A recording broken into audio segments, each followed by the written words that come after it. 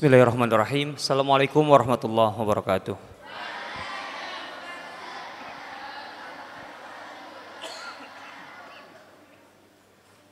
Kayaknya suara dari belakang belum terdengar dengan jelas. Assalamualaikum warahmatullahi wabarakatuh.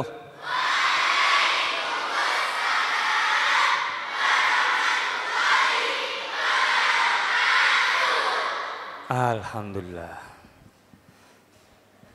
Alhamdulillahirabbil alamin. Wassalatu wassalamu ala sayyidil mursalin, sayyidil awwalin wal akhirin, khatamin nabiyyin, nabiyyina wa habibina Muhammadin wa ala alihi wa sahbihi ajma'in. Wa man istanna bi sunnatihi wa taba'a hudahu ila yaumiddin. Amma ba'd. Anak-anakku sekalian, alhamdulillah yang duduk di hadapan saya ini anak-anak yang wajahnya cerah-cerah, yang lakinya ganteng-ganteng,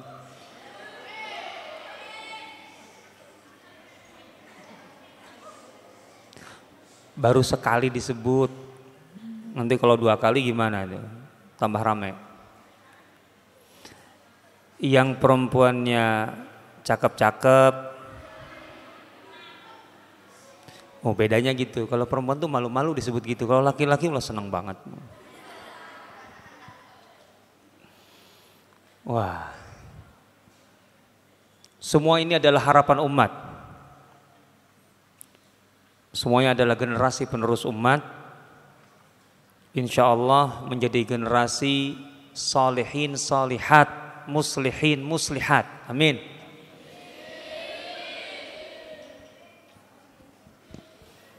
Anak-anakku sekalian,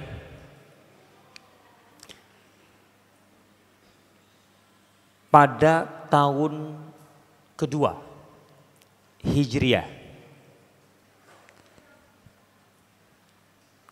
itu artinya 1438 tahun yang lalu. Wah, kan sekarang kita tahun berapa nih?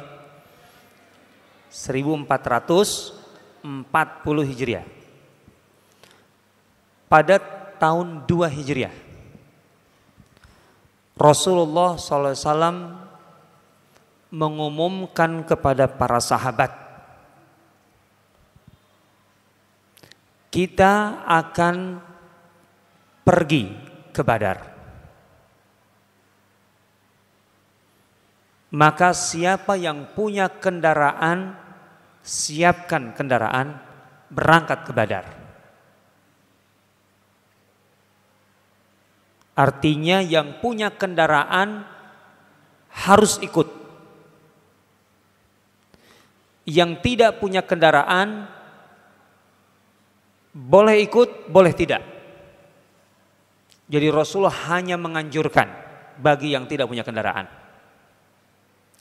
Maka terkumpullah 300 lebih sahabat yang hendak berangkat ke Badar. Kalau menyebut kata Badar,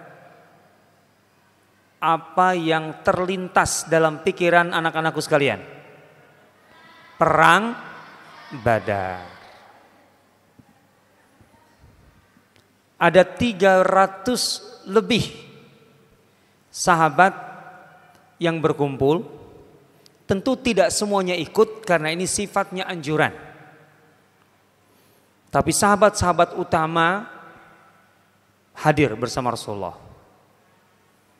Ada Abu Bakar, ada Umar, ada Ali, ada Hamzah, ada Sa'ad bin Mu'adz, dan lain-lain. Utsman bin Affan datang menghadap Rasulullah, aku ikut. Kata Rasulullah, engkau tidak usah ikut. Istrimu sedang sakit. Istri Utsman adalah Ruqayyah, putri Rasulullah SAW. Rawat istrimu baik-baik. Maka Utsman tidak ikut perang Badar. Karena Rasulullah SAW menyuruh Utsman untuk merawat istrinya yang sedang sakit. Rasulullah SAW punya kebiasaan, anak-anakku. Ketika beliau mau berangkat, beliau itu keluar dari kota Madinah bersama rombongan. Yang mau ikut sekedar mengantar silahkan. Sampai beberapa kilometer di luar kota Madinah berhenti. Untuk apa nih?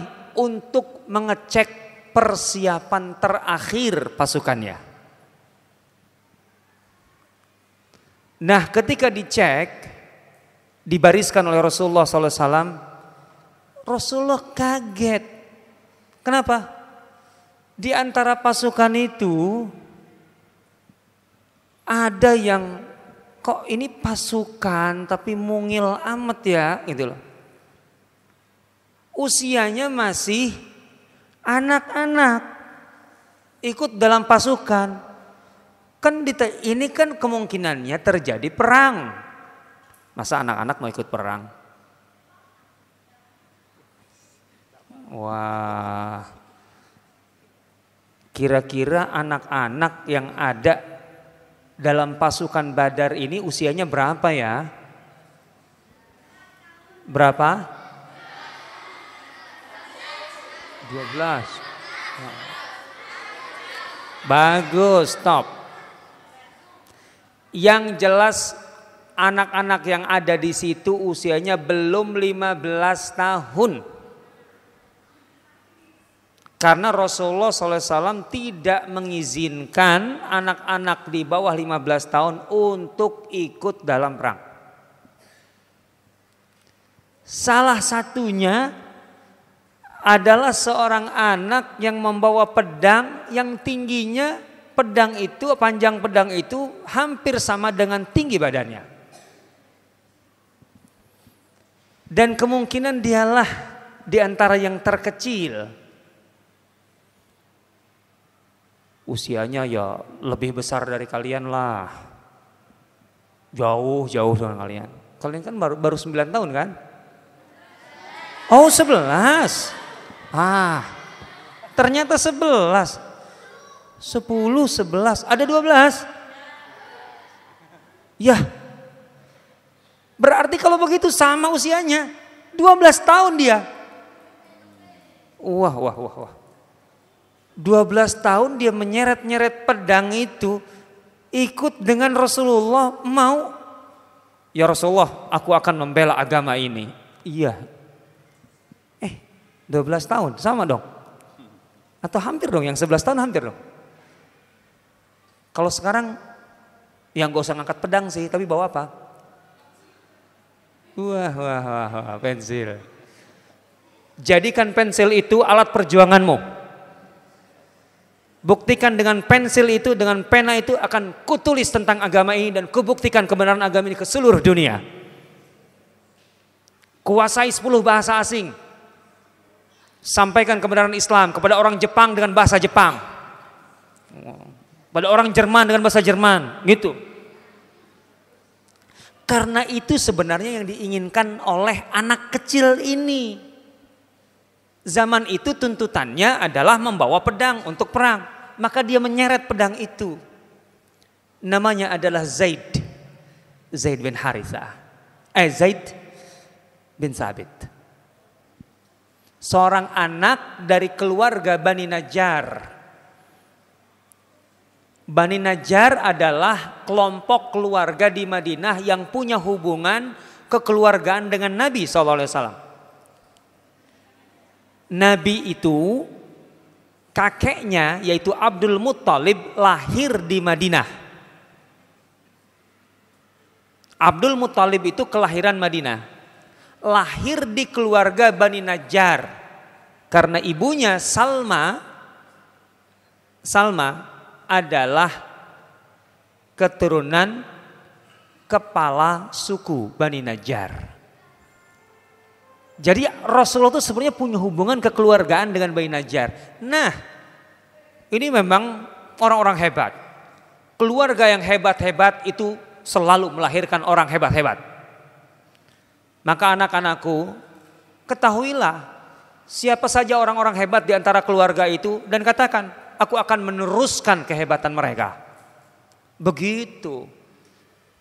Jangan sampai merasa, aku mah biasa-biasa aja. Jangan.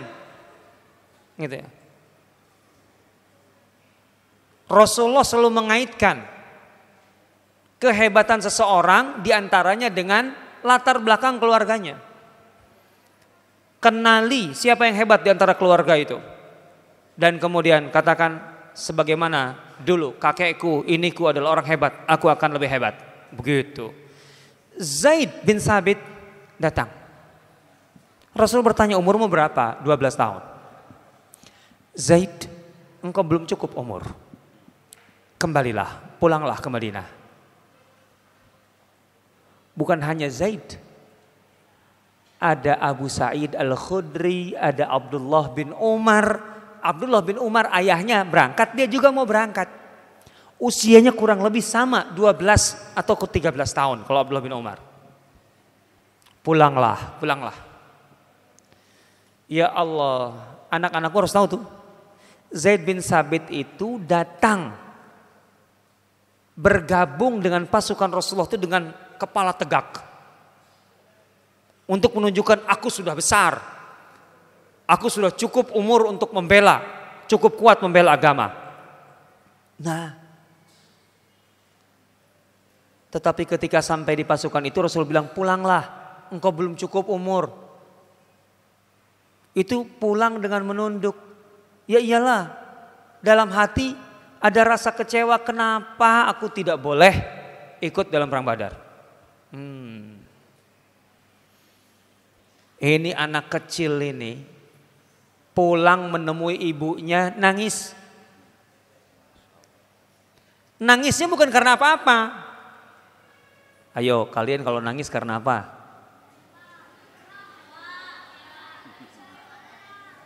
Wah. Ini dia. Nah, anak-anakku, ikuti Zaid. Tunjukkan bahwa air mata kalian itu berharga. Jangan sampai air mata itu tercucur hanya karena kejepit pintu. Boleh sih kalau reaksi doang mah nggak apa-apa, sakit memang.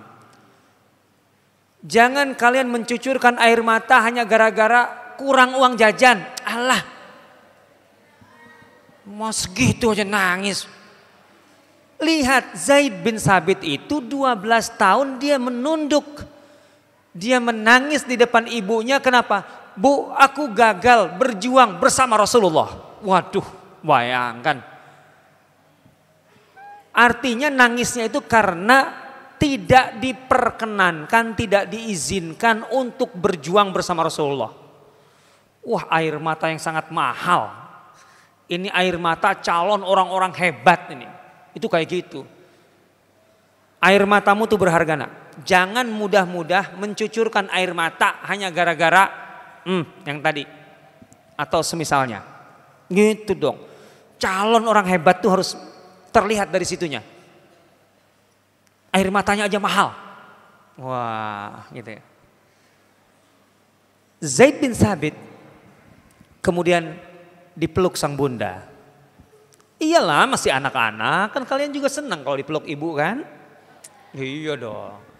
Dibesarkan hatinya. Nah, kalau engkau tidak bisa berbuat untuk Islam dengan bergabung dalam pasukan ini, engkau bisa berbuat membela Islam dengan cara yang lain. Nah, itu dia. Wah, cara apa nih kira-kira? Ibunya dan paman-paman Zaid bin Sabit setelah Rasulullah kembali dari Badar itu menjumpai Rasulullah. Ya Rasulullah, ini Zaid bin Sabit, anak kami. Dia ini masih kecil, tapi dia sudah hafal waktu itu belasan surah Al-Quran. Dulu hitungannya bukan juz. Karena Al-Quran kan belum lengkap 30 juz. Kapan Al-Quran lengkap 30 juz? Sekarang, ya dari dulu. Tapi menjelang Rasulullah wafat. Ini kan masih kira-kira 8 tahun lagi Rasulullah wafat. Jadi Al-Quran itu belum turun semua anak-anakku. Al-Quran itu turunnya enggak satu kitab, enggak. Beberapa ayat begitu. Jadi kalau ada anak 12 tahun saat itu sudah hafal belasan surah Al-Quran berarti hebat. Ayo 12 tahun sekarang usianya. Sudah berapa surah Al-Quran hafal? Jangan juz amma ya. Juz amma banyak surahnya. Ayo anak-anakku jangan kalah sama Zaid nih. Ingat Zaid bin Sabit itu paling lama. Dia itu baru masuk Islam sekitar 3 tahun atau 4 tahun. Lah iya, karena kan Islam itu baru berkembang di Madinah 2 tahun sebelum Rasulullah hijrah. Ini tahun 2 Hijriah, berarti paling maksimal 4 tahun saja. Kalian ini kan dari orok nih, dari bayi, ya. Nah itu dia. Anak ini ya Rasulullah hafal belasan surah Al-Quran. Sudah bisa membaca dan menulis. Bisa baca tulis? Berarti modalnya sama. Tinggal hafalan Qurannya tambah. Dan dia ini cerdas ya Rasulullah. Tolong ya Rasulullah uji dia dan beri dia pekerjaan yang itu bisa membantumu. Nah, anak kecil ini 12 tahun diserahkan oleh orang tuanya, ibunya kepada Rasulullah untuk kemudian dilihat oleh Rasulullah dia bisa berbuat apa untuk Islam. Bisa baca tulis, hafal sekian surah Al-Quran, cerdas. Rasul menguji, lulus. Kata Rasulullah, kalau begitu Zaid, aku minta menjadi sekretarisku. Sekretaris Rasulullah menuliskan surat-surat Rasulullah SAW kepada orang-orang lain. Karena Rasulullah memang tidak bisa membaca dan menulis. Karena Allah Subhanahu wa taala menjaga kemurnian Al-Qur'an di antaranya dengan cara Rasulullah itu tidak bisa membaca dan tidak bisa menulis. Kalau Rasulullah bisa membaca dan menulis, itu orang-orang kafir, orang-orang musyrik dari dulu sampai sekarang akan bilang, "Ya, kan Al-Qur'an itu dari Muhammad. Kalau Muhammad bisa membaca, berarti kan dia pernah membaca buku sebelumnya. Itu menjiplak, meniru." Makanya dengan Rasul tidak bisa membaca dan tidak bisa menulis, berarti betul-betul Al-Quran itu dari Allah. Rasulullah tidak bisa menjiplak atau meniru dari manapun. Di antaranya itu. Jadi Rasulullah perlu sekretaris. Bayangkan Zaid bin Sabit sejak usia 12 tahun sudah menjadi sekretaris Rasulullah. Anak-anakku, menjadi sekretaris itu pekerjaannya apa? Menuliskan surat. Tapi kan itu surat-surat yang sifatnya surat pribadi Rasulullah atau surat-surat penting terkait dengan pemerintahan Islam di Madinah kepada pihak-pihak luar. Berarti di dalam surat-surat Rasulullah otomatis itu arsip kalau bahasa kita dan dokumentasi penting. Itu ada rahasia-rahasia Rasulullah dan rahasia negara. Berarti Zaid bin Sabit itu bukan sekedar dipercaya karena keahliannya dalam menulis surat, tapi juga sudah dipercaya bahwa dia bisa menyimpan rahasia Rasulullah, rahasia negara. Ayo anak-anakku, bisa nggak menyimpan rahasia?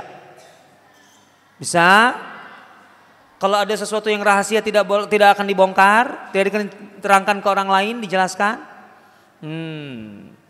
Harus pintar-pintar menyimpan rahasia. Sesuatu yang sifatnya rahasia harus dirahasiakan. Kemampuan menyimpan rahasia itu tanda atau salah satu tanda orang amanah. Wah, berarti Zaid bin Sabit itu punya sifat amanah yang diakui Rasulullah sejak usia 12 tahun. Kalau ibu, ayah, atau siapapun atau guru, bapak ibu guru memberikan kepercayaan, amanah, kalian ini di usia 11-12 tahun harus sudah bisa menjalankan, memegang dan menjalankan amanah itu. Kalau pak guru membisikkan sesuatu, ustadz ustazah membisikkan sesuatu yang sifatnya rahasia, harus paham kalau dibisikin itu artinya rahasia. Jangan habis dibisikin teriak, tadi bu guru bilang gini loh. Iya, kan dibisikin itu artinya rahasia. Harus paham itu. Nah, begitulah yang dilakukan Zaid bin Sabit. Mulailah dia untuk membela Islam dengan pedang tidak bisa. Aku sekarang membela Islam dengan pena, menulis. Nah, Rasulullah SAW itu kan berhubungan dengan banyak orang, dengan banyak pihak, dengan berbagai latar belakang, bahasa, agama, macam-macam. Di antaranya ini, Rasulullah itu suka menerima surat dari orang-orang Yahudi berbahasa Yahudi, bahasa Ibrani. Bahasa orang Yahudi itu Ibrani, gitu ya. Karena Rasulullah SAW berkepentingan dengan surat seperti itu, kan otomatis Rasulullah memerlukan seorang yang faham bahasa Ibrani, sehingga ada penerjemah. Nah, tentu saja yang tahu bahasa Ibrani adalah orang Yahudi. Maka penerjemahnya awalnya orang Yahudi. Padahal kita tahu orang Yahudi ini kan sulit sekali dipercaya, tapi kan tidak ada jalan keluar, yang tahu bahasa Ibrani orang Yahudi. Maka Rasulullah suatu ketika bilang ke Zaid, aku suka menerima surat dari orang-orang Yahudi berbahasa Ibrani. Dan untuk itu aku perlu penerjemah. Penerjemahku seorang Yahudi. Aku tidak bisa sepenuhnya percaya kepada dia, karena tentu akan ada rahasia-rahasia. Sebagai sekretarisku, Zaid, sanggupkah engkau belajar bahasa Ibrani? Wah, usia 12 tahun, 13 tahun. Belajar bahasa asing. Kalau sekarang bahasa asing yang terdekat dengan kita bahasa apa? Inggris. Bahasa asing. Arab. Oke. Banyak amat, yang dekat aja dulu. Malaysia mah nggak usah. Ya, cukup.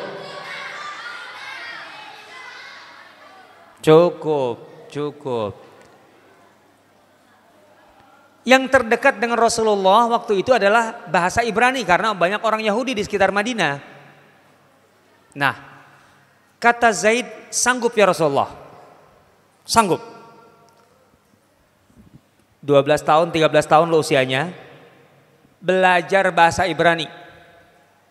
Menurut Ibnu Sa'ad dan beberapa yang lain, ahli sejarah, Zaid bin Sabit belajar bahasa Ibrani sebagai bahasa asing dan menguasainya hanya dalam 5 minggu.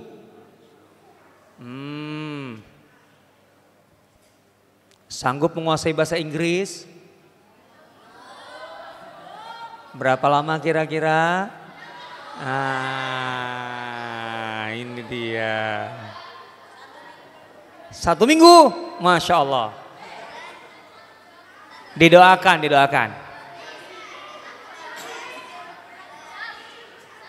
Iya. Jadi Zaid bin Sabit itu karena tahu, pertama apa? Rasulullah sangat membutuhkan. Ini surat-surat Rasulullah penting, ini rahasia Rasulullah, rahasia negara. Kalau diketahui oleh orang Yahudi bahaya. Maka Zaid bin Sabit ada motivasi, sebagai sekretaris Rasulullah aku harus cepat menguasai bahasa asing ini supaya urusan-urusan Islam diselesaikan oleh umat Islam. Wah gitu, itu motivasi. Maka anak-anakku harus ada motivasi. Kalau ingin cepat menguasai bahasa Inggris, harus punya motivasi. Jadi bukan sekedar pengen ya bisa say hello gitu kan. How are you? Bukan hanya gitu. Motivasinya apa?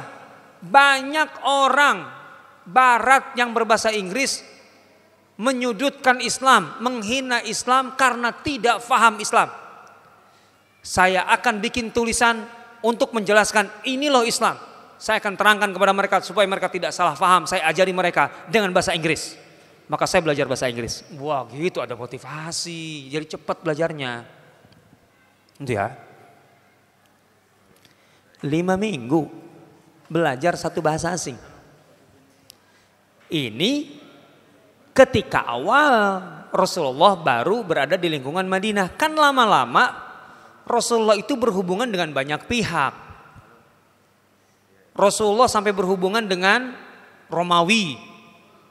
Romawi itu Eropa pada dasarnya, orang Eropa tapi menguasai bagian Syam, Palestina, Jordan, Libanon, Suriah sekarang. Itu dulu di bawah Romawi, ibu kotanya di Eropa, di Konstantinopel yang sekarang menjadi Istanbul.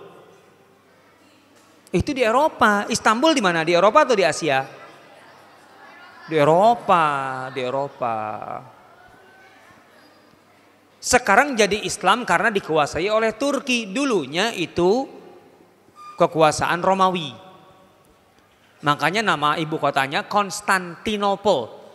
Konstantin itu adalah nama kaisar, polis itu artinya kota. Jadi kotanya Konstantin, Konstantinopel. Gitu ya. Jangan baca Konstantinopel, salah. Biasanya kalau baca sejarah anak-anak Konstantinopel, enggak, itu salah. Konstantinopel karena dari polis artinya kota. Makanya ketika Muhammad Al-Fatih merebutnya, menguasainya, dia ganti menjadi Islampol. Artinya kota Islam, bukan kota Konstantin lagi. Wah, itu. Nah, dalam lidah atau aksen orang Turki itu enggak Islampol tapi Istanbul. Nah, gitu asal usulnya. Maka kenapa sekarang menjadi Istanbul? Sebenarnya itu kalau Arabnya adalah Islampol, gitu ya. Pengganti Konstantinopel. Nah, gitu ya ceritanya. Baik. Rasulullah berhubungan dengan orang Romawi. Bahasa orang Romawi ya antara bahasa yang dibawa dari Eropa, bahasa Romawi, atau yang paling banyak di Syam adalah bahasa Aramik, bahasa Aram. Nah, Rasulullah juga berhubungan dengan orang-orang Persia, berbahasa Parsi. Rasulullah juga berhubungan dengan orang-orang Ethiopia, Habasyah, berbahasa Habasyi. Rasulullah juga berhubungan dengan orang-orang Mesir, berbahasa Koptik. Koptik. Nah, Koptik itu dalam bahasa Arab Qibt, Al-Qibtu. Dan yang kemudian inilah diambil oleh orang-orang belakangan untuk menyebut Mesir supaya kehilangan wajah Islamnya. Mesir itu aneh, bahasa Arabnya Masr atau Misr. Tapi kemudian ketika pakai bahasa Latinnya Egypt. Egypt itu dari Al-Qibt, dari situ. Nah, jadi Rasulullah berhubungan dengan masyarakat dengan berbagai bahasa yang berbeda-beda. Habasyah, Koptik, Romawi, Aramik, bahasa Parsi. Coba lihat. Nah, karena surat-surat Rasulullah itu sampai ke negeri-negeri itu, maka Rasulullah membutuhkan seorang sekretaris yang menguasai bahasa-bahasa asing itu. Maka lagi-lagi Rasulullah berkata kepada Zaid, bisakah engkau kuasai bahasa Parsi? Bisakah engkau kuasai bahasa Romawi? Bisakah engkau kuasai bahasa Koptik? Bisakah engkau kuasai bahasa Habasyah? Ketika Rasulullah bertanya gitu, kata Zaid, sanggup ya Rasulullah, sanggup ya Rasulullah. Alhasil Zaid bin Harisah menguasai sekitar 5 atau 6 bahasa asing di zaman Rasulullah. Wow. Zaman itu ya 1430 tahun lebih yang lalu. Di saat belajar bahasa asing itu kebayang sulitnya, nggak kayak sekarang. Sekarang mah pakai internet aja belajar bahasa asing semuanya juga bisa. Gampang. Zaid bin Sabit menguasai bahasa-bahasa itu dan menurut Dr. Ajaj Al-Karmi dalam bukunya Al-Idarah fi Ahdi Rasul, gitu ya.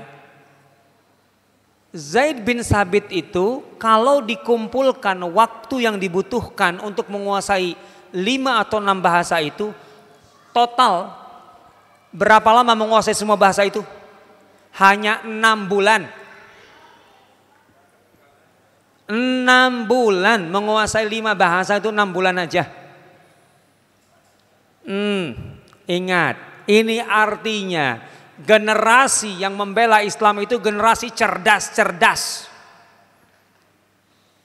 Makanya anak-anakku jangan malas.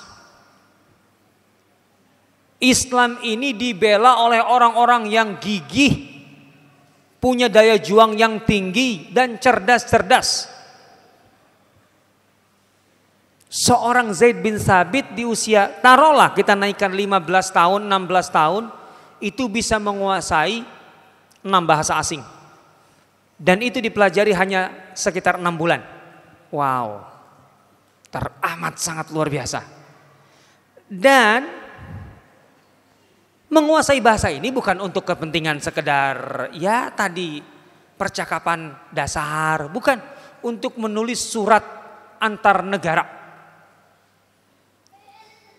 Ini dia. Bahasa apa aja yang dikuasai oleh Zaid bin Sabit coba? 1, bahasa Ibrani. 2, Parsi. 3, Habasyah. Terus 4, Koptik. 5, Aramik. 6, Romawi. Egypt itu Koptik. Udah kayak Egypt segala. Koptik itu. Nah, Zaid bin Sabit seperti ini. Dan Zaid bin Sabit kecerdasan lainnya, itu Rasulullah SAW mempercayakan setoran hafalan kepada Zaid bin Sabit. Ingat, sebelum Rasulullah wafat, di bulan Ramadan yang terakhir tahun ke-10, malaikat Jibril turun 2 kali di bulan Ramadan yang tahun ke-10, tahun terakhir. Untuk apa? Untuk menyimak Al-Quran bersama Rasulullah. Jadi Al-Quran yang sudah diturunkan semuanya itu dibaca oleh Jibril, Rasulullah menyimak, kemudian Rasulullah membaca, Jibril menyimak. Itu 2 kali di Ramadan terakhir, yaitu Ramadan tahun 10 Hijriah. Hasil dari simaan Rasulullah dengan Jibril ini kemudian oleh Rasulullah disampaikan kepada Zaid bin Sabit. Zaid, inilah simaan terakhir, dengarkan. Berarti kan dari awal sampai akhir, dari Al-Fatihah sampai An-Nas. Wah, sehingga Zaid bin Sabit itu menyerap semua simaan Rasul dengan Jibril. Bayangkan Rasul dengan Jibril simaannya diserap oleh Zaid bin Sabit. Semuanya. Berarti dia termasuk yang hafal Quran di saat Rasulullah masih hidup. Luar biasa. Hafalannya luar biasa, kecerdasannya luar biasa, kegigihannya luar biasa, perannya untuk Islam luar biasa. Sampai kemudian Rasulullah wafat. Zaid bin Sabit waktu itu usianya berapa kira-kira? Rasulullah wafat. 20, kira-kira 20 atau 21 tahun. Masih muda nak, masih muda. 20 tahun tuh kalian 8 tahun lagi loh ya. Nah, di zaman Abu Bakar kita tahu Al-Quran itu belum dikumpulkan dalam satu jilid seperti sekarang, belum. Al-Quran itu ketika Rasulullah wafat dihafal di kepala para sahabat dan ditulis di alat-alat, waktu itu belum ada kertas. Pakai pelepah, pakai batu, pakai tanah liat, pakai tulang belulang. Jadi tulisannya di mana-mana. Dan itu ada di tangan para sahabat yang berbeda-beda. Jadi tidak ada tulisan yang lengkap dalam satu wadah, satu media. Belum ada. Nah, ceritanya Abu Bakar As-Siddiq ketika jadi khalifah harus melawan orang-orang yang murtad. Terjadilah peperangan melawan nabi palsu. Siapa kira-kira nabi palsu yang paling terkenal? Nama nabi palsu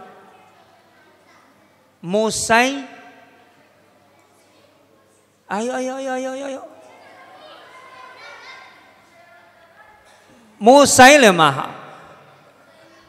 Musailamah itu nama yang paling populer, yang betul Musailimah Al-Kadzab. Nah, ini dia. Peperangan ini sangat sengit. Sehingga banyak sahabat yang gugur. Ribuan. Iya. Semua untuk membela Islam. Ratusan di antara mereka adalah para penghafal Al-Quran. Wah. Sehingga para sahabat yang lain ada khawatir, terutama Umar. Kalau perang ini terus berlanjut, nanti yang penghafal Al-Quran di masa Rasulullah lama-lama habis. Sementara mereka itulah yang menghafal Al-Quran sekaligus juga memegang dokumentasi catatan Al-Quran. Maka muncullah ide, ayo kumpulkan Al-Quran dalam satu jilid. Nah, Abu Bakar menimbang akhirnya setuju. Abu Bakar tadinya tidak setuju, kenapa? Ini adalah sesuatu yang belum pernah dilakukan Rasulullah, tidak dilakukan Rasulullah. Masa aku melakukannya? Kata Umar, ini perlu, kalau enggak akan hilang. Lah iyalah, penghafalnya gugur, meninggal, otomatis nanti mereka sebagai saksi penulisan Al-Quran itu juga kehilangan itunya, bobot kesaksiannya. Maka akhirnya setuju, dibentuklah panitia. Siapa yang akan menjadi pelaksana pekerjaan ini, mengumpulkan Al-Quran. Yang artinya pekerjaannya bagaimana? Menggabungkan antara hafalan dengan tulisan. Jadi sahabat yang pernah menghafal di hadapan Rasulullah dan menulis di hadapan Rasulullah, itu kemudian harus didatangi satu-satu, melaporkan bahwa aku mendengar dari Rasulullah ayat ini dan aku menulis ini, dan saksinya adalah ini. Berat. 6.000 ayat lebih loh ya. Dan ini firman Allah. Ingat, satu kesalahan dalam Al-Quran itu akan berakibat fatal. Orang bisa murtad. Iman kita kepada Al-Quran itu kan sampai setiap satu bunyinya pun itu ada nilainya. Enggak boleh Al-Quran tuh kehilangan satu bunyi. Wow, itu bisa enggak benar iman kita. Nah, untuk pekerjaan seberat ini, siapa yang ditunjuk oleh Khalifah Abu Bakar? Zaid bin Sabit. Ya Allah, Zaid bin Sabit dipanggil, anak 21 tahun, 21 tahun. Kalian 8 tahun lagi loh, sebentar lagi. Itu sudah mengerjakan sesuatu yang kemudian sampai sekarang, itu kita kan baca Al-Quran dari satu mushaf kan? Itu yang mengerjakannya itu Zaid bin Sabit.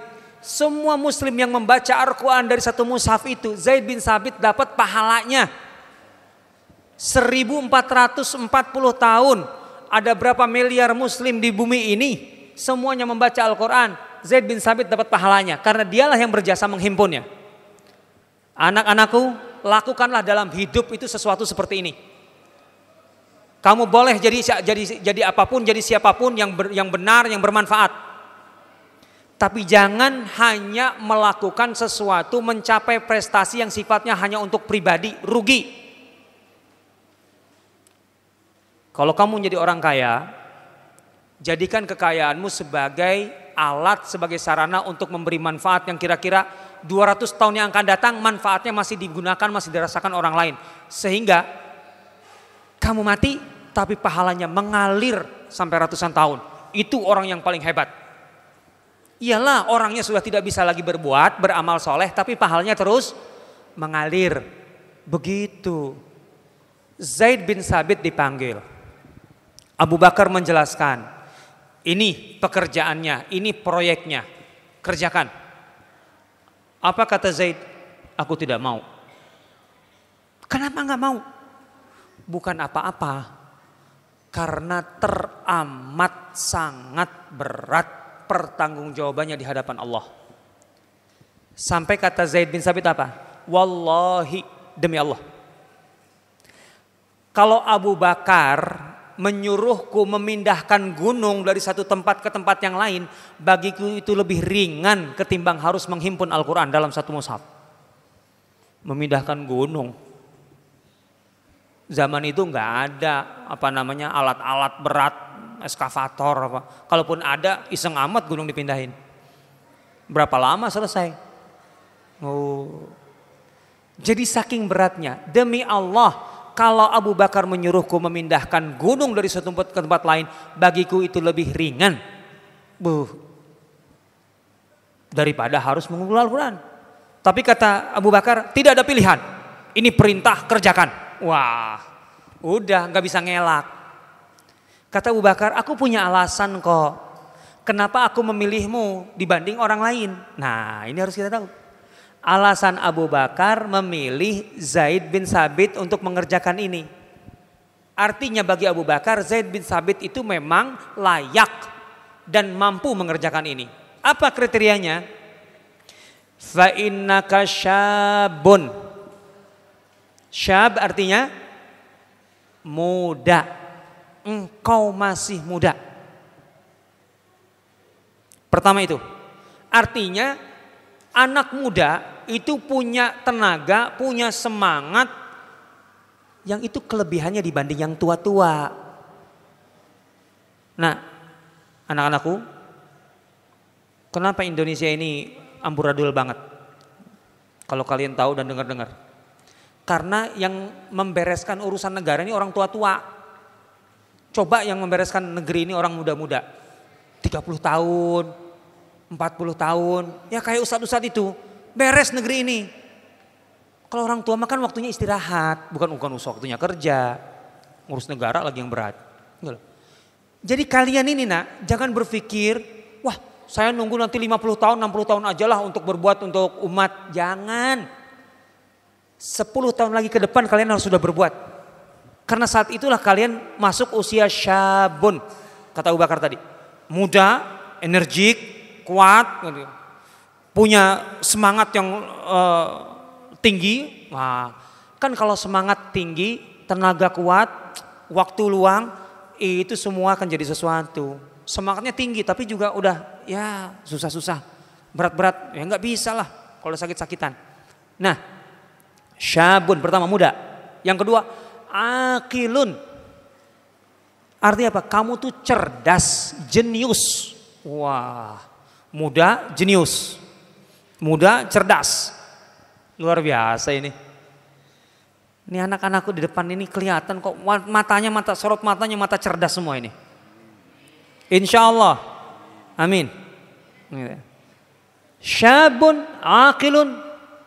Muda, cerdas. Yang ketiga, waqad kunta taktubul wahya 'inda Rasulillah.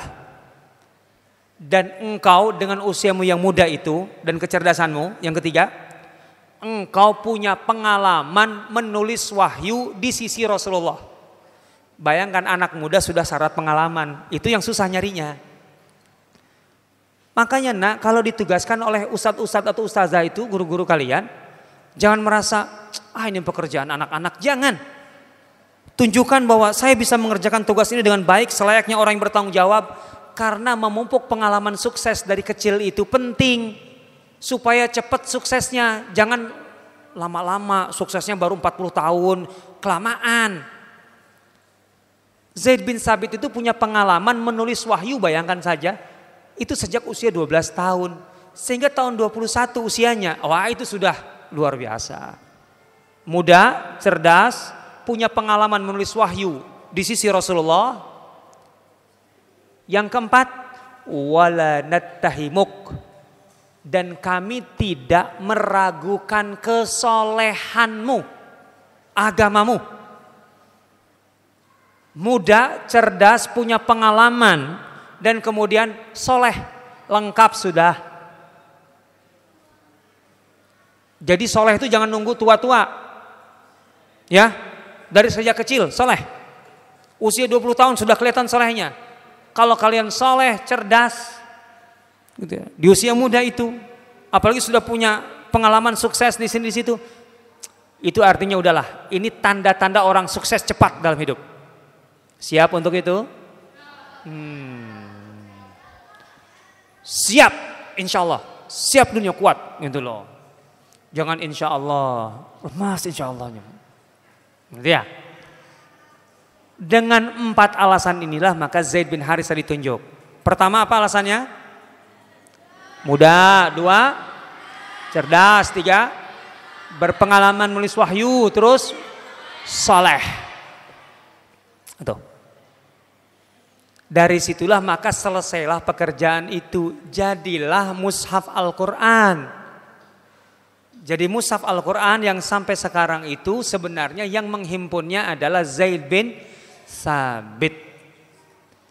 Zaid bin Sabit kemudian di usia-usia ini, karena ilmunya yang luas, dia menjadi anggota Dewan Syuro, Dewan Pertimbangan Khalifah. Jadi kalau Khalifah punya urusan-urusan penting dan pelik, maka di antara yang diminta pendapat dan masukan adalah Zaid bin Sabit. Usia 25 tahun, 30 tahun sudah menjadi penasehat presiden. Kemudian apa? Dia pun berperan sebagai guru, melahirkan murid. Salah satu murid, catat ini, salah satu murid Zaid bin Sabit dan menjadi generasi penerusnya adalah Abdullah bin Abbas. Ulama besar, ahli tafsir terkemuka, Abdullah bin Abbas. Artinya orang hebat melahirkan orang hebat. Itu salah satu tanda kesuksesan orang hebat, itu melahirkan orang hebat. Nah, inilah sekelumit kisah tentang Zaid bin Sabit yang mulai berperan, berbuat, berprestasi untuk Islam dari usia kalian 12 tahun. Ingat nak, mulai saat ini jangan berpikir saya masih terlalu kecil untuk berbuat sesuatu. Jangan. Buktikan, raihlah kesuksesan-kesuksesan dari sekarang supaya kalian cepat suksesnya. Jadi enggak kelamaan, ketuaan untuk sukses. Dan jangan jadi anak-anak yang cengeng, di mana air matanya murah. Hanya karena uang jajan, air matanya tumpah ruah. Air matamu itu mahal. Lihat air mata seorang Zaid bin Sabit. Dia tercucur karena ditolak bergabung dalam perjuangan bersama Rasulullah SAW. Mudah-mudahan sekelumit kisah ini memberikan gambaran dan memberikan inspirasi kepada anak-anakku tentang sosok yang luar biasa ini. Dan ingat, bukan hanya Zaid bin Sabit yang bisa berprestasi. Kita semua, anak-anakku semua pun bisa. Insya Allah. Insya Allah. Didoakan insya Allah. Amin ya rabbal alamin. Barangkali demikian yang bisa saya sampaikan. Saya serahkan kembali kepada